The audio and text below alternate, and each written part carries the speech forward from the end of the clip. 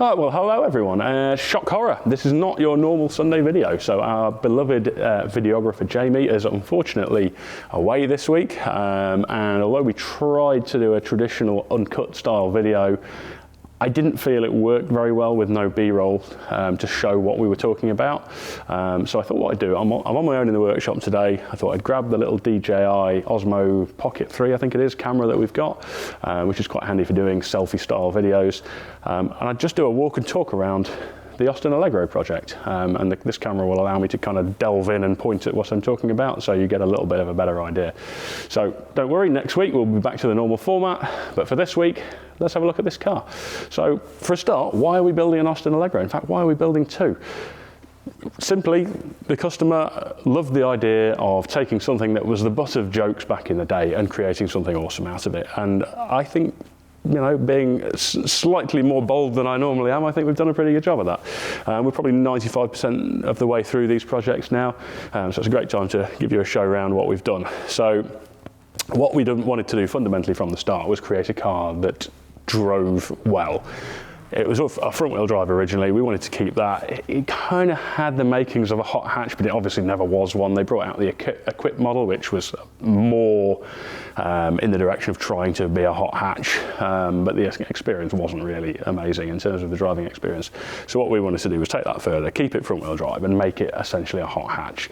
And in our early stages, we thought, well, if we're going to use all of the suspension components from a car that was capable in terms of handling, and the drivetrain, the engine, the transmission, we could look at a car that could donate all of that and the floor pan platform to base it on. And actually very quick, we kind of shortlisted 2 or 3 very well-known good handling hot hatches and did some rudimentary dimensional checks, and the DC2 Honda Integra Type R was looking extremely promising right from the start. So we did some kind of side-on view overlays, and the dimensions looked good. The fundamentals, like the bulkhead position, so the driving position wasn't going to be in a ridiculous place. Would the engine actually fit under the bonnet? How did the width and length look? And it all kind of stacked up pretty well. So quite quickly we got hold of an Allegro and a DC2 and 3D scanned them both to just overlay some fundamentals, and they still looked good. So we then bit the bullet and stripped the Allegro and the Integra shell, and then we 3D scanned both shells and overlaid them to work out how we could do a really OE looking, neatly executed floor pan swap. And then also at the same time, we 3D scanned the whole of the Allegro body so that we could model the body changes. So as you can see looking at this, it's obviously a lot wider than standard. That was planned from the start, and in fact, it wasn't just because of the additional width of the Integra. We actually wanted to run deeper dish wheels on it as well, so it is actually slightly wider than the normal Integra by choice.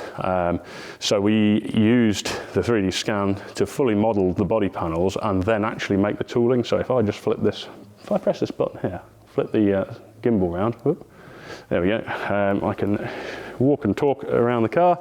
So we fully modeled the wings and the quarters, and then to the point where we could actually provide a full CAD model of that panel to KS Composites, who did the work on the carbon fibre panels for this.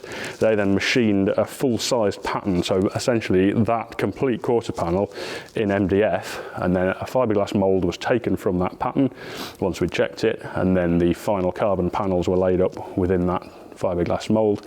Same for the front wings. So those panels are completely replaced in their entirety and essentially structurally bonded with an epoxy bonding adhesive around where all of the spot welded original mounting points would be.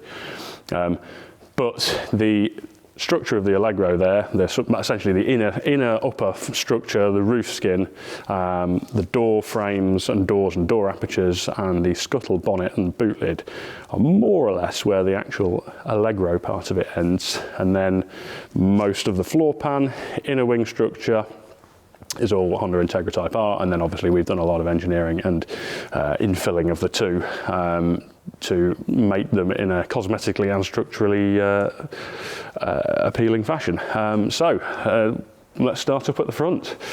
It obviously retains the Honda B series, Honda B18 engine, which is an absolutely legendary engine, made huge power for its CCs, even from new. They were around 200 horsepower, just under, I think.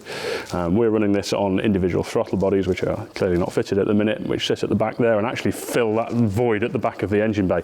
Something that a huge number of people, when we show pictures of this, point out or like to poke criticism at is they all say, the engine's so far forward it's going to handle terribly, and that is exactly where the engine sits versus the axle line in an Integra DC2 Type R. The only reason it looks odd in this car is that the Allegro has extremely little overhang in front of the front axle in terms of the body, so the engine looks very close to the front bodywork, but the front subframe, inner wing structure, gearbox, engine and entire axle strut assembly is all Integra Type R, so that is exactly how it is in Integra Type R.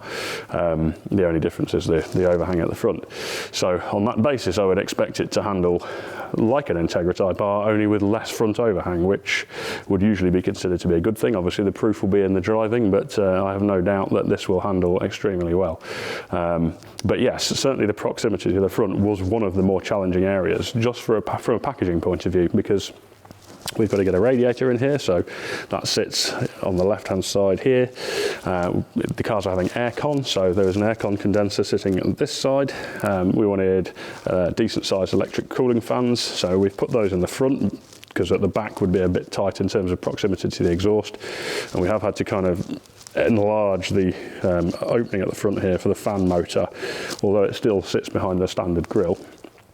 And then we've got the original exhaust manifolds, although they've been Zerkotech ceramic coated, and then we've done a little fabricated pressed aluminium heat shield sitting down between the two. And there is a bit of space between this condenser and the exhaust manifold. It's tighter than you would probably like in an ideal world, but I think it's all working out pretty well.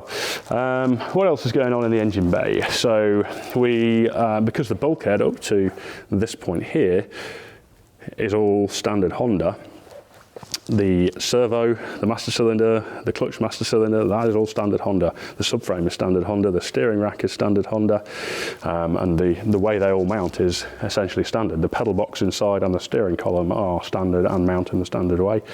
Above that is where it changes a little, so there's a fabricated plenum between the original Allegro scuttle and the top of the Honda bulkhead, and that's where the air intake is for the HVAC system. So up here we've got the original Allegro vent that lets the air in, and then, and this is the beauty, or in this case the beauty of the floor pan swap, is we're able to use the entire original Honda HVAC system. So this is the fan housing here, you've got the aircon condenser in the centre, sorry, the evaporator in the centre there, the heater matrix is in there, all the flappers and everything for the air direction control is all there, and the lower section of this plenum area of scuttle is actually Honda Integra.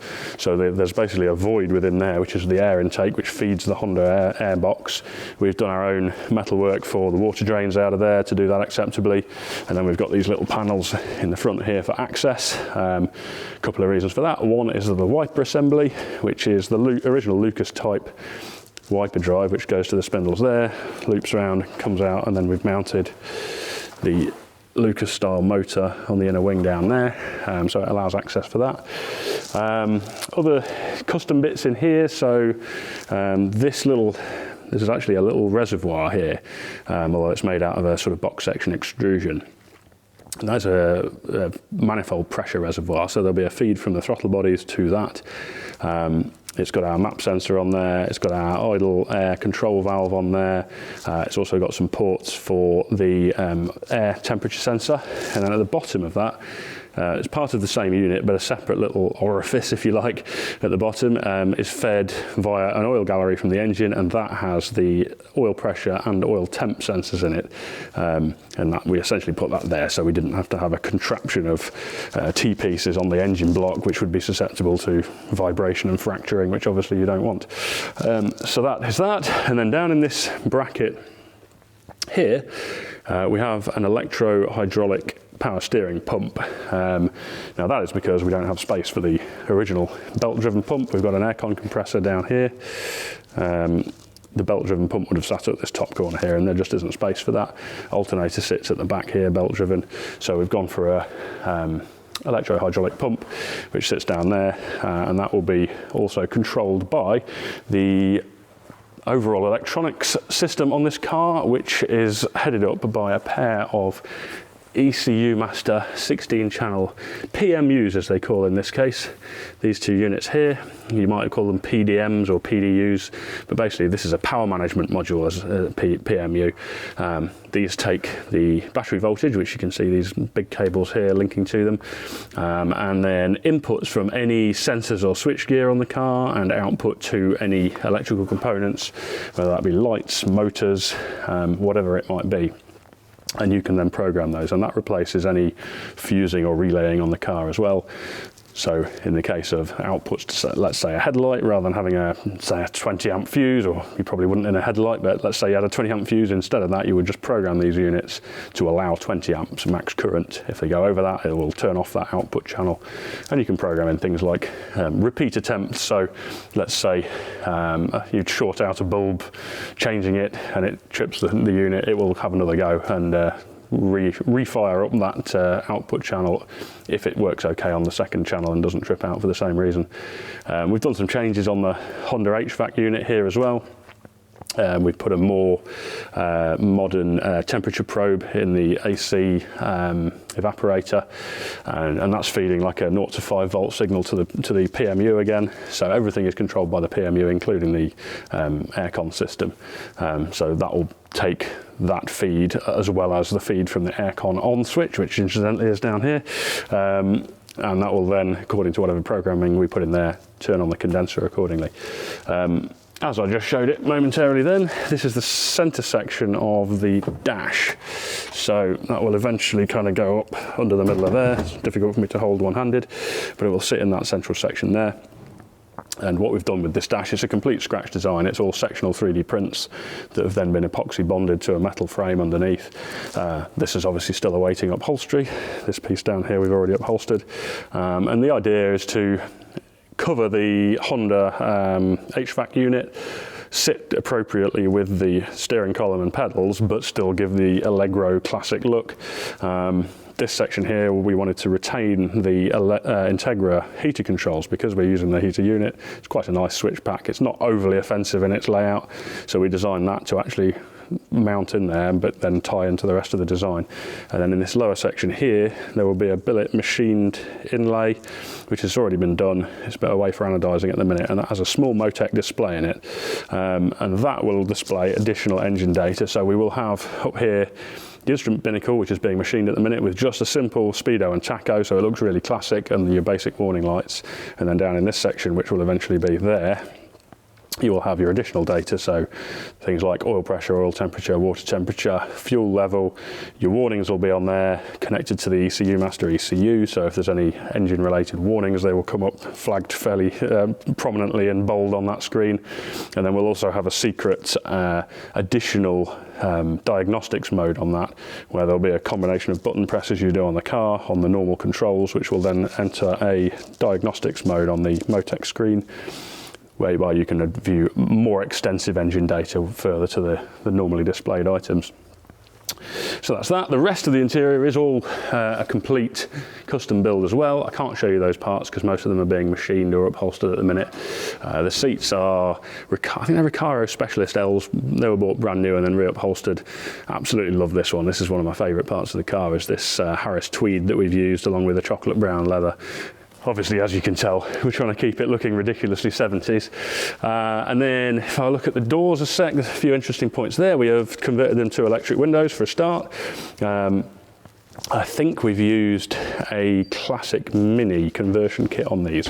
There's not a lot of space in the doors at all, so we had to have a kit where the motor was actually offset underneath the regulator mechanism, rather than being kind of inside it, because there just isn't space for that. But that worked out quite nicely. Bit of refabrication done to mount that lot, and that worked well. We've put central locking in it as well, but again, not too bad. We've just got the mounts here for an actuator, which work with essentially the original mechanism. We've done some fabrication during metalwork to mount, sort of recessed in, these Morel Virtus Nano speakers, and we've used these because they're ridiculously slim. I don't know if you'll be able to get in here and see, probably not, but they are, if you can see in there, but they're, I think, around an inch, and maybe not even that. And they need to be, because there is absolutely zero space between the front and where the window winds down inside there. So they were a great choice. On the audio subject, we're running also Morel 6x9s in the rear shelf. But then we've done a really nicely upholstered rear shelf with a variety of machine components, including the speaker grills, which are machined from billet, and they are round because we didn't want it to look like it had 6x9s in the parcel shelf. So we've kept it a little classy, a little more subtle looking by having round grills on top of those 6x9s, and then there'll be acoustic cloth under them so you can't physically see the speaker itself. Fuel cap is being machined at the minute. That's machined from billet, and then we are running, apologies, it looks a bit scruffy in the boot because we're literally mid-flow on wiring in here, but we will be running a Audison Forza, I think it's a 6-channel amp that sits in here, and one of the benefits of those Audison amps is you can do frequency control on all of the channels. So rather than having a crossover unit to split the frequencies for the mid-bass drivers in the doors and the tweeters in the dash, they are actually connected to separate channels on the amp, so we can program the exact frequency cutoffs for those into that amplifier afterwards. And then in the same section on here that the Motec screen will be, there's also an Audison rotary volume control, which controls the volume from that amp, and then the amp is connected to an Audison Bluetooth receiver via a digital optical cable, and that's quite a nice feature because it means that the signal from your mobile phone, audio wise, is digital all the way to the amp. So there's no digital to analog conversion and then an analog wire going there, which minimises the chance of any kind of your traditional buzzing, whining interference you get. So that's that. The boot lid is essentially the standard one, but we adapted it to have gas struts, so when you open the boot it just comes up nicely like that on gas struts. The bumpers are modified, so they are the standard steel bumpers originally, but we've shortened them, reprofiled the ends, essentially made them a much more accurate fit to the body. We've made the end here actually match up with the end of the light, which it doesn't originally, and just got the curvature looking very nice. And if I have a look at the front one, much the same. It doesn't normally match the V of the front of the car at all down here. So if I kind of swoop down here, you see now that pretty much has a nice even gap all the way along, whereas originally it's much straighter than the V-shaped front of the car. And then we've reprofiled the ends here so that it kind of matches exactly where the indicator end is going to be. And on the subject of those indicators, I've actually got a 3D print on my desk, but that's not to hand, so apologies again for this is a bit of an impromptu video. In here, there is a vent that will go in place of where there used to be a side light and indicator. So originally there was an indicator at the top, side light at the bottom with a sort of divide between the two. We've 3D modelled and printed an intake duct, which also has a little bar running across the middle to mimic that divide between the indicator and side light. And in the middle of that bar is a very small, very high intensity LED indicator. But this will also be an air intake. Now this one is just general air into the engine bay. The other one will be directly ducted to the carbon air box that goes onto the throttle bodies for the engine air intake. And then these vents down here, also worth mention. So these again are our own design. These have been 3D printed. These are printed in a carbon reinforced nylon material, and then they're given a vapor polished surface finish. So they actually have a very good final finish, such that you don't need to do any further finishing. That vapor polishing gets rid of any of the layering hints you see on these sort of 3D prints. And then as you can see, the little toe lettering here, this is the screw-in towing eye provision. And then there is also 3D printed back shell to these intakes, and that forces any air that goes through both of these intakes here through the radiator. So we're basically maximising the amount of air going through the radiator, because not only does all the air from this area go through, so does the air going through these two lower vents as well. So we're maximising the amount of cooling capacity. Headlights, they are new old stock originals we managed to find. We're just putting Philips Ultinon LED bulbs in those. We originally had a bit of a plan to do our own machined ones with injection moulded lenses and Hella LED projectors in there, but actually it seemed more in keeping to keep the headlights standard cosmetically. Just a bit more in keeping with that 70s vibe we're going for. The splitter on the front was also modelled when we did all of the 3D modelling of the whole body kit. That we machined the tooling for that in-house, so we machined a direct mould for the, no, it wasn't a direct mould actually, we machined a pattern and then pulled a fiberglass mould from that to make up the final splitters in, and same with the side skirts as well. So these skirts which sort of tie in that look down the side of the car, we CAD modelled those, machined the tooling on our 3D CNC router that's over there, and then made those in fiberglass. Eventually I think we'll be adding, in the original concept models we did, there was a little black flip up the front here, and I think what we'll be doing is adding a little black PPF strip up the front that creates that visual but also protects the arch from stone chips. Looking at the door and thinking about black, we've done the door frames in black, and then we wanted to do this lower moulding here in black. Now these were originally like a folded, quite flimsy little stainless steel moulding. They didn't fit very well with the carbon, and I didn't really like the size they were compared to everything else. Now we decided that BMW E30 mouldings fitted remarkably well. The angle's correct at the front, the length was almost right, but we did have to tweak and change the length slightly. But that also meant we got a really nicely newly available rubber seal here that works very well as the scraper seal on the window. So that is a modified E30 BMW trim strip and rubber on E30 brackets, and the brackets also hold the inner section that pads against the glass down here. And then we have a rubber profile. Actually, it's worth showing you on this car. We spec'd a rubber profile of seal for the rear window that was newly available that worked really well around there, and carries on the sort of thickness, if I close that, carries on the thickness of the black band really well around there.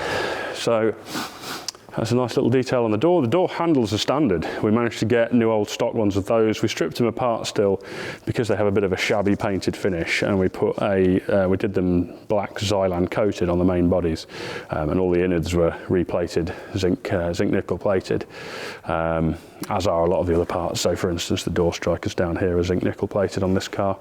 We did different plated finishes on this, so there's a difference between the two. This one has zinc nickel on all of the plated steel parts.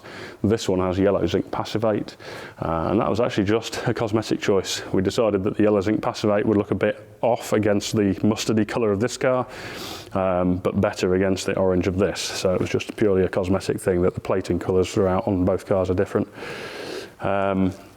So people often ask about the steering wheels and whether we're using the square steering wheel, and the answer to that is yes, but we're making our own. So this is half of one of the rims. You can see it's like a semicircle in profile. This will be bonded along with the back half of this rim onto an aluminium frame, which is actually a way for anodizing at the minute, so I can't show you that. And then in the center there is a 3D printed horn push, which is leathered with a logo embossed into the leather, and then this little groove at the top is basically for a joining strip in the leather, and there's a slightly deeper recess each side. You can probably just about see, which is for the excess on the seam where this section joins that strip in the middle.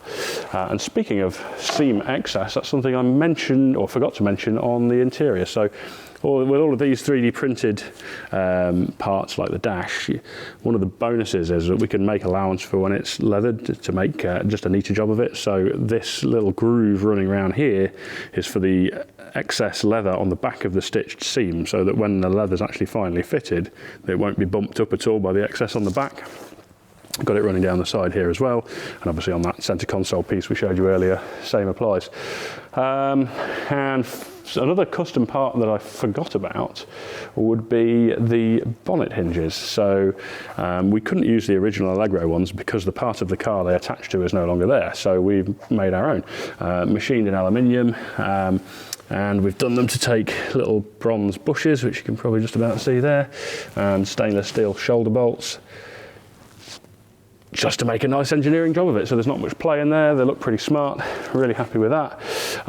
The screen wash system, because I've just seen this filler neck, that is a company I call Dogger, which is D-O-G-A. I'm sure it's not pronounced like that. It's a company in Spain that do a nice range of screen wash tanks and pumps and necks. So the tank itself is actually sitting down, hopefully you can see, under there on a little bracket. They do them with pumps that take Deutsch DT connectors, which is quite nice. So you're not just you don't just have sort of exposed spades on there. They do level sensors in them as well, and you can see the pipe work running up, which then eventually comes out just here and runs through into the scuttle area to the washer jets in the scuttle. And then on top of that tank, we've got this little fill neck, which is actually hanging loose at the minute, but that screws onto those bolts just there. So you've got a convenient filler point in the engine bay, but the tank is tucked away in some additional space, not taking up valuable space in the engine bay.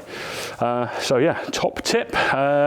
Engine-wise, I touched on it earlier, but didn't mention talk about the engine management. So we're running an ECU master. I think it's a Pro 8 ECU on this, which will be running coil on plug, which you can probably tell by the fact we have the coil packs sitting at the top here, and then in place of where the distributor would have originally been, we've got a cam phase sensor.